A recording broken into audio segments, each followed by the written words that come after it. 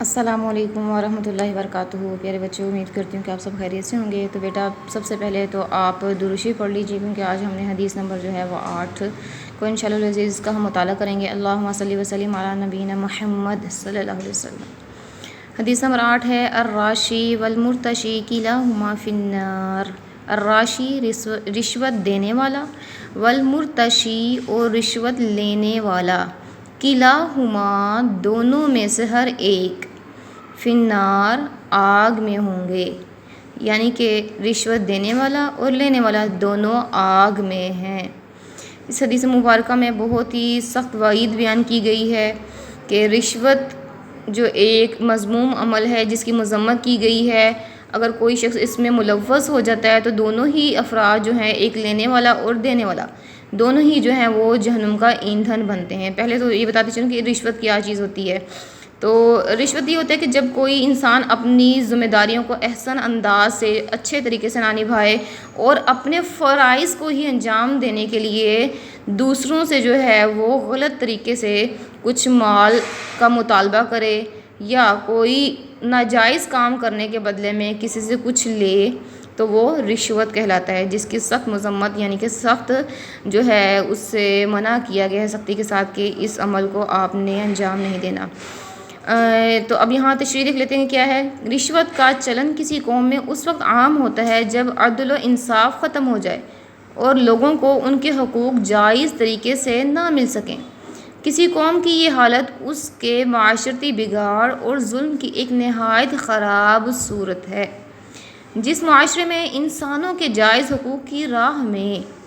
ظالم اہلکاروں کے ناجائز مطالبے حائل ہو جائیں، وہاں امن و سکون بھلا کیسے قائم رہ سکتا ہے؟ اسی لیے رشوت دینے والا اور رشوت لینے والا دونوں ہی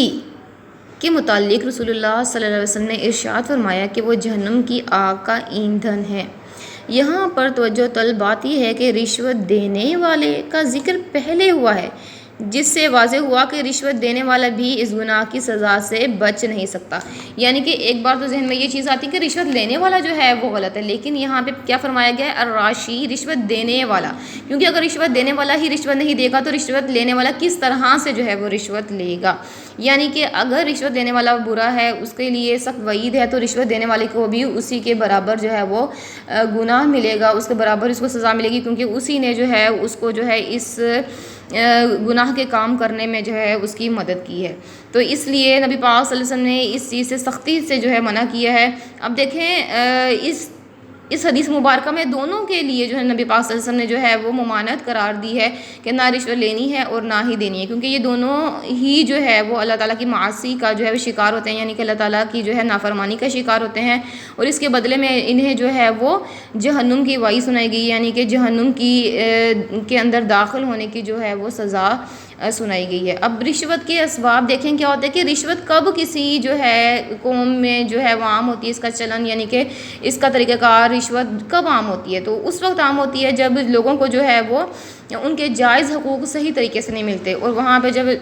عدل و انصاف ختم ہو جاتا ہے تو پھر لوگ کیا کرتے ہیں، اپنی حقوق کو حاصل کرنے کے لیے جو ہے وہ ایک دوسرے کو رشوت دے دلا کر جو ہے وہ کیا چاہتے ہیں کہ مجھے جو میرا حق مل جائے۔ تو یعنی کہ جب کسی قوم کے اوپر جو ظالم حکمران، ظالم اہلکار جو ہیں وہ نافذ ہو جاتے ہیں اور وہ جو ہے لوگوں کو ان کے جو حقوق ہیں وہ صحیح طریقے سے جو ہے انہیں نہیں ادا کرتے، تو پھر وہ اپنے حقوق کو لینے کے لیے جو ہے وہ یہ الٹا راستہ جو اختیار کرتے ہیں، حالانکہ اس کی جو ہے دین کے اندر سخت مذمت ہے۔ ارشاد باری تعالیٰ ہے، ایک دوسرے کا مال ناحق نہ کھایا کرو، نہ حاکموں کو رشوت پہنچا کر کسی کا کچھ مال ظلم و ستم سے اپنا کر لیا کرو، حالانکہ تم جانتے ہو۔ سورۃ البقرہ کی آیت نمبر 188 ہے کہ اللہ تعالیٰ نے اس چیز سے بھی منع کیا کہ ایک دوسرے کا مال جو ہے ناحق طریقے سے نہیں کھانا، اور نہ ہی جو یہ کرنا ہے کہ کچھ لوگ کیا کرتے تھے کہ کسی کو اس طرح سے پیسے دے کر، جس کے پاس اختیارات ہوتے تھے اس سے پیسے دے کر جو ہے کسی اور کا مال اپنے نام کروا لیتے تھے یا کھا لیتے تھے، تو اس چیز سے منع کیا گیا ہے۔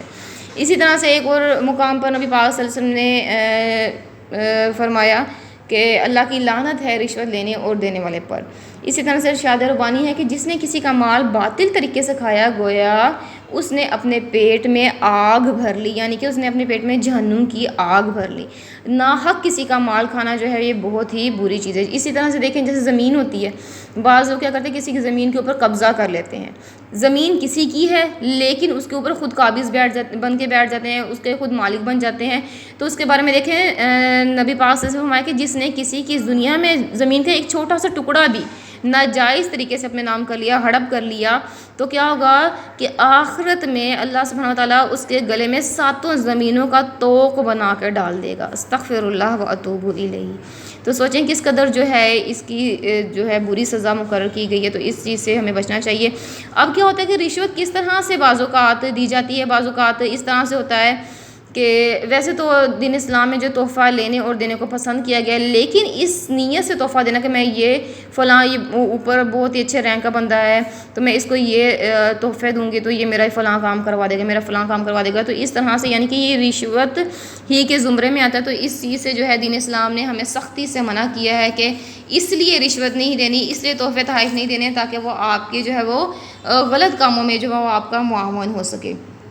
اسی طرح سے اب رشوت کا خاتمہ کس طرح سے ممکن ہے، اس کے لیے جو ہے حکومت کو بھی چند اقدام کرنے چاہیے، اور ان میں یہ اقدام ہو سکتے ہیں کہ حکومت کو چاہیے کہ جو حکومت کے کارندے ہیں، جو حکومتی محکموں کے اوپر فائز لوگ ہیں، انہیں چاہیے حکومت کو کہ وہ ان کی اتنی اچھی تنخواہ رکھیں کہ وہ مزید جو ہے رشوت کی طرف جو ہے دھیان ہی نہ دیں، اور اگر وہ اپنی ان تنخواہوں کے اوپر صبر کرنے کے بجائے جو ہے وہ رشوت کا چلن شروع کر لیتے ہیں تو پھر انہیں جو ہے اس کے اوپر جو ہے سخت سزا بھی دینی چاہیے، اس کے بارے میں جو ہے وہ سخت قسم کے جو قانون مقرر کرنے چاہیے۔ جزاکم اللہ خیر، السلام علیکم ورحمۃ اللہ وبرکاتہ۔